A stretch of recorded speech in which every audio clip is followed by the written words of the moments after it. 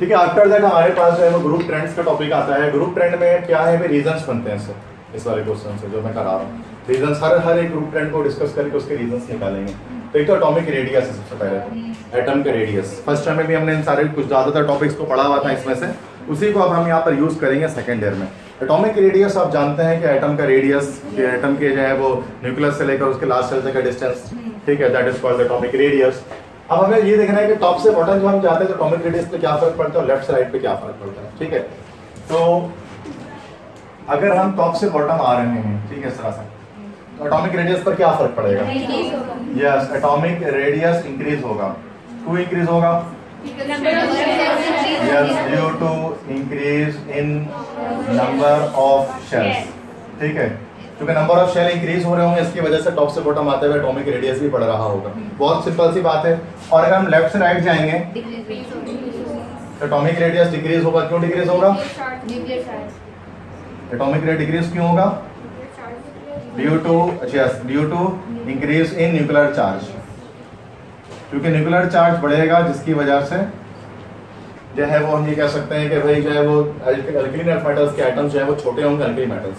Nuclear charge बढ़ेगा तो शायद श्रिंक होगा, कंप्रेशन होगी, ठीक है। न्यूक्लियर चार्ज होता है एटॉमिक नंबर, ठीक है, प्रोटॉन्स की तादाद न्यूक्लियस के अंदर जो है। न्यूक्लियर चार्ज उसी की वजह से आता है। न्यूट्रॉन और प्रोटॉन दो ही चीज़ होती है और चार्ज सिर्फ प्रोटॉन में होता है, दैट्स द न्यूक्लियर चार्ज, मतलब प्रोटॉन का चार्ज, नंबर ऑफ प्रोटॉन। तो अच्छा, इसकी बात करते हैं। तो अगर हम लिथियम और सोडियम से बात करेंगे तो कौन सा एटम बड़ा होगा लिथियम और सोडियम में से? सोडियम बड़ा होगा। सोडियम और मैग्नीशियम की बात करेंगे तो बड़ा कौन सा होगा? बड़ा मैग्नीशियम, सोडियम भी बड़ा होगा, मैग्नीशियम छोटा होगा, ठीक है। जब हम आयोनाइजेशन पोटेंशियल की बात करें तो उसका आयोनाइजेशन पोटेंशियल भी कहते हैं। इसी को हम लोग और क्या लेते हैं? इसी को हम लोग जो है वो आयोनाइजेशन एनर्जी भी कहते हैं, और इसी को हम लोग जो है वो आयोनाइजेशन एंथैल्पी भी कहते हैं। ये सारी ये चीज़ है, मतलब आयोनाइजेशन पोटेंशियल कह लो, एनर्जी पोटेंशियल, एनर्जी एंथैल्पी, सबका मतलब ताकत है, कुव्वत ही होता है, ठीक है। सो टॉप से बॉटम आयोनाइजेशन पोटेंशियल कहते हैं किसे? कि भाई किसी भी एटम के लास्ट शेल से इलेक्ट्रॉन को निकालने के लिए जो एनर्जी देनी पड़े, दैट इज रिक्वायर्ड एनर्जी जो होती है वो आयोनाइजेशन पोटेंशियल की आईपी वैल्यू कहलाती है, ठीक है। तो जब हम टॉप से बॉटम आते हैं तो आयोनाइजेशन पोटेंशियल क्या होता है? इंक्रीज का डिक्रीज? डिक्रीज होता है। क्यों डिक्रीज होता है भाई? Yes, due to increase in number of shell. Number of shell जब बढ़ते हैं तो लास्ट शेल के इलेक्ट्रॉन दूर से दूर जाते हैं, जिसकी वजह से उनको निकालना आसान होता है, कम एनर्जी देकर निकाल लेते हैं। और जब हम लेफ्ट से राइट जाते हैं, लेफ्ट से राइट क्या होगा? आयोनाइजेशन पोटेंशियल इंक्रीज होगा। और क्यों इंक्रीज होगा? न्यूक्लियर चार्ज बढ़ने की वजह से, due to increase in nuclear charge. क्योंकि जब न्यूक्लियर चार्ज बढ़ेगा तो एटम्स छोटे होंगे तो इलेक्ट्रॉन चाहे न्यूक्लियस से करीब आ जाएगा, तो निकालना मुश्किल होगा, तो ज्यादा एनर्जी देनी पड़ेगी। आगे हो सकता है सबको। नेगेटिविटी को कैसे डिफाइन कर सकते हैं? The power of an atom to attract the shared pair of electron towards itself is called electronegativity, है ना। एटम की वो ताकत जिसके जरिए वो शेयर्ड पेयर ऑफ इलेक्ट्रॉन को अपनी तरफ खींचता है, उसको हम लोग कहते हैं इलेक्ट्रोनेगेटिविटी, ठीक है। तो सेम जो एटॉमिक रेडियस उसका रिवर्स होता है, उसका जो फैक्टर होता है, ठीक है, जो इसके जो ग्रुप ट्रेंड्स होते हैं। जब हम टॉप से बॉटम जाते हैं पीरियोडिक टेबल में तो इलेक्ट्रोनेगेटिविटी क्या होती है? डिक्रीज होती है। क्यों डिक्रीज होती है? क्योंकि जो शेयर्ड पेयर है ना वो न्यूक्लियस से दूर चला जाता है एटम के साथ जुड़ने की वजह से, तो न्यूक्लियस शेयर्ड पेयर को खींच नहीं पाता, दैट्स व्हाई इलेक्ट्रोनेगेटिविटी डाउन हो जाती है। तो electronegativity decrease due to increase in number of shells. Shells बढ़ने की वजह से इलेक्ट्रोनेगेटिविटी कम हो जाती है, तो टॉप से बॉटम डिक्रीज हो गया। अब यही अगर हम लेफ्ट से राइट जाते हैं तो लेफ्ट से राइट जाने पर क्या होगा? उसका रिवर्स हो जाएगा, इलेक्ट्रोनेगेटिविटी इंक्रीज हो जाएगा। क्यों इंक्रीज होगा? Due to increase in nuclear charge. Nuclear charge बढ़ जाएगा तो ज़्यादा तेजी के साथ खींच पाएगा वो शेयर्ड पेयर को अपनी जाने। समझ आगे सबको? ओके, नेक्स्ट है इलेक्ट्रोपॉजिटिविटी। ये इलेक्ट्रोनेगेटिविटी का रिवर्स है, रेसिप्रोकल है, उलट है, अपोजिट है इसका। इलेक्ट्रोनेगेटिविटी क्या है? किसी एटम के इलेक्ट्रॉन को खींचने की सलाहियत। इलेक्ट्रोपॉजिटिविटी फेंकने की सलाहियत, कि जो ज़्यादा इलेक्ट्रोनेगेटिव होगा वो कम इलेक्ट्रोपॉजिटिव होगा, जो ज़्यादा इलेक्ट्रोनेगेटिव होगा इलेक्ट्रॉन को आराम से खींच लेगा। जैसे सारे नॉन मेटल्स होते हैं वो इलेक्ट्रोनेगेटिव होता है, इलेक्ट्रॉन खींचने के साथ रखते हैं, तो इलेक्ट्रोपॉजिटिव उतने कम होता है, वो जो इलेक्ट्रॉन दे नहीं पाते।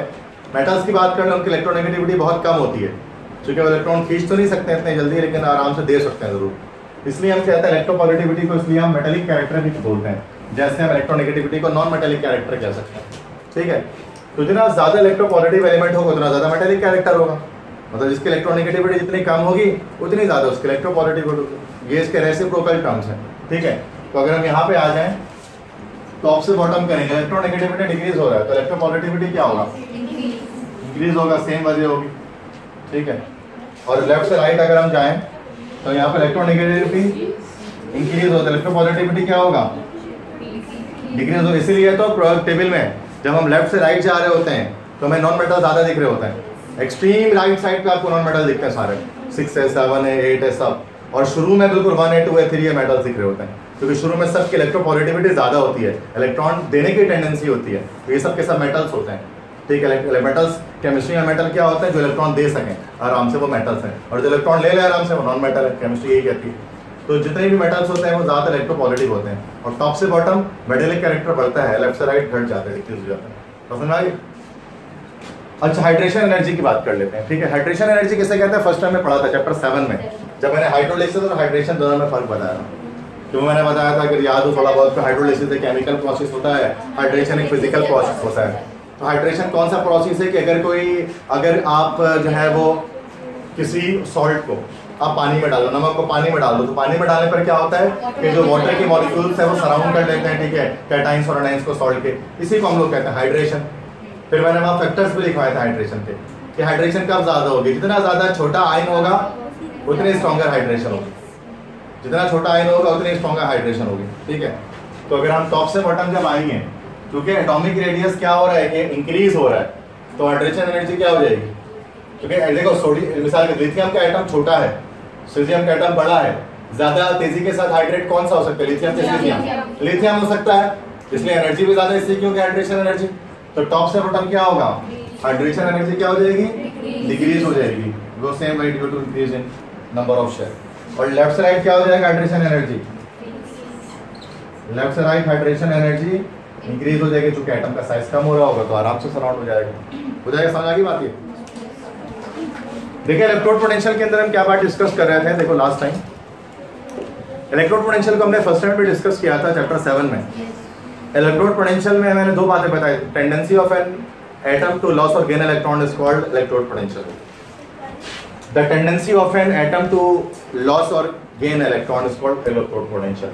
मतलब किसी एटम के इलेक्ट्रॉन लॉस या गेन करने की सलाहियत, उसको हम कहते हैं इलेक्ट्रोड पोटेंशियल।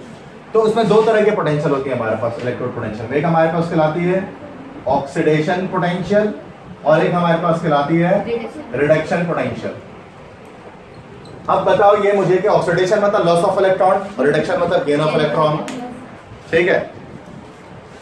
ऑक्सीडेशन मतलब लॉस ऑफ इलेक्ट्रॉन, रिडक्शन मतलब गेन ऑफ इलेक्ट्रॉन। अब ये बताओ अल्कली मेटल्स 1A और 2A ग्रुप के एलिमेंट्स आराम से इलेक्ट्रॉन लॉस कर सकते हैं कि गेन कर सकते हैं? आराम से इलेक्ट्रॉन लॉस कर सकते हैं, ठीक है। अगर आराम से इलेक्ट्रॉन लॉस कर सकते हैं तो इसका मतलब इनकी रिडक्शन पोटेंशियल नहीं होगी बल्कि ऑक्सीडेशन पोटेंशियल इनकी हाई होगी। हाई ऑक्सीडेशन पर इलेक्ट्रॉन लॉस करता है, oxidation is loss of electron. तो हम ऑक्सीडेशन पोटेंशियल की सूरत में अगर बात लिखेंगे तो फिलहाल टॉप से बॉटम में हम जा रहे हैं, तो इलेक्ट्रॉन लॉस करने की सलाहियत कहलाती है, that is called oxidation potential, ठीक है। सबसे आराम से इलेक्ट्रॉन जो है वो लॉस कर सकता है आपका सीजियम और मीडियम भी आराम से लॉस कर सकते हैं, ठीक है। बाकी जो है वो सब लिथियम में इतने आराम से नहीं कर सकते 1A ग्रुप के अंदर। तो टॉप से बॉटम जाते हुए क्या हो रही है, ये चीज ऑक्सीडेशन पोटेंशियल इंक्रीज हो रही है due to increase in number of shell, ठीक है। तो सेम वही चीज बात कर ली कि ऑक्सीडेशन इलेक्ट्रोड पोटेंशियल से हमारा रिडक्शन ऑक्सीडेशन दोनों पोटेंशियल थी। अब ये चूंकि आराम से इलेक्ट्रॉन को लॉस कर पाते हैं, मेटल्स जितने भी होते हैं, इसलिए हमने यहाँ पर इसकी रिडक्शन पोटेंशियल लिखी। तो रिडक्शन पोटेंशियल वैसे तो 1A 2A की तमाम पीरियोडिक टेबल के एलिमेंट से ज्यादा ही होती है, लेकिन अगर 1A के अंदर चले जाएं तो उसके अंदर देखें तो फिर टॉप से बॉटम में क्या हो रही होती है, इंक्रीज हो रही होती है। तो सीजियम की सबसे ज्यादा होती है बनिस्बत लिथियम। पसंद आ गई?